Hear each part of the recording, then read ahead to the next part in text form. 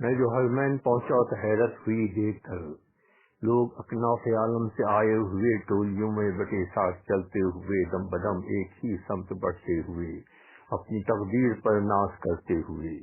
کوئی گورے کو کالے پہ سبقت نہ تھی، کسی کو کسی پر فضیلت نہ تھی۔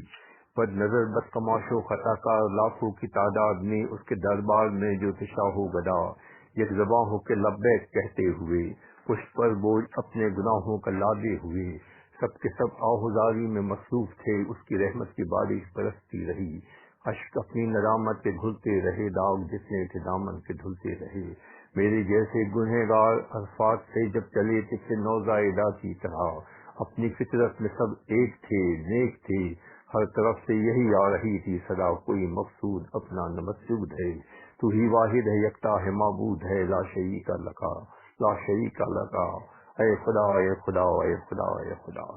فیروز ناطق خسرو، کراچی۔